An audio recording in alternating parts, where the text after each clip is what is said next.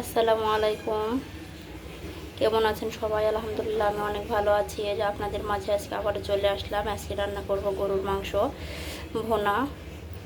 তো এই যে এখানে আমি মাংস ভালোভাবে কেটে ধুয়ে নিয়েছি। আর এই যে কলিজা, এই যে এগুলো গরম পানি দিয়ে ভালোভাবে পরিষ্কার করে নিয়েছি। কলিজা আবার ফেকসা এগুলো যদি গরম পানি দিয়ে পরিষ্কার করে নিই অনেক ভালো হয়, অনেক ময়লা কেটে যায়। তো এখানে আমি পেঁয়াজের কুচি দিয়ে দিলাম, কিছু আস্তা রসুন দিয়ে দিলাম, এবার পরিমাণ মতো লবণ দিয়ে দিলাম, হলুদের গুঁড়া পরিমাণ মতো দিয়ে দিলাম, শুকনা মরিচের গুঁড়া পরিমাণ মতো দিয়ে দিব। পরিমাণে মরিচের গুঁড়া একটু বেশি দিতে হয়, ছাড়া গরুর মাংস ভালো লাগে না।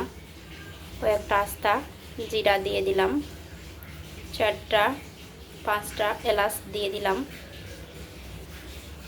দারচিনি দিয়ে দিলাম 5টা, আদা জিরা রসুন বাটা দিয়ে দিলাম পরিমাণ মতো, তেল দিয়ে দিলাম পরিমাণ মতো।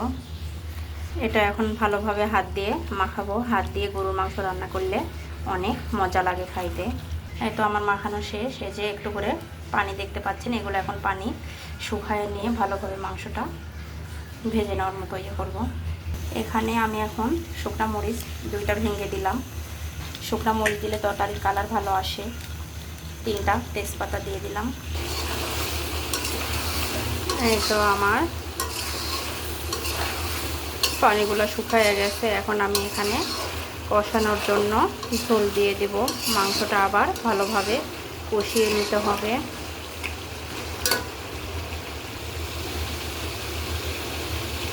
আর এখানে আমি ফুটন্ত গরম পানি ব্যবহার করব। গরুর মাংস গরম পানি দিয়ে রান্না করলে বেশি মজা লাগে খাইতে। এই তো মাংস আমার প্রায় কষানো হয়ে গেছে। এখানে আমি এখন আরেকটু পরে ঝোল দিয়ে দিব।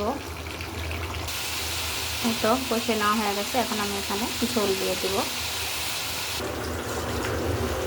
এই তো আমার মাংস তরকারি প্রায় হয়ে এসেছে।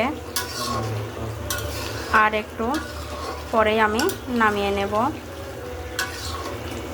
আর এই যে এখানে পেরেস্তা করে নেওয়া হচ্ছে। এই পেরেস্তা এই তরকারির ভেতরে দিয়ে দিব। এই তো পেরেস্তাগুলা দিয়ে দিলাম। এই তো এখন আমি জিরার গুঁড়াগুলো দিয়ে দিলাম। এই তো বাটিতে ঢেলে নিলাম। তো অবশ্যই আমার রান্নাটি কেমন হয়েছে অবশ্যই কমেন্টসে বলবেন। সবাই আমাকে সাপোর্ট দেবেন আর লাইক কমেন্টস শেয়ার করবেন। আলহামদুলিল্লাহ। আসসালামু আলাইকুম।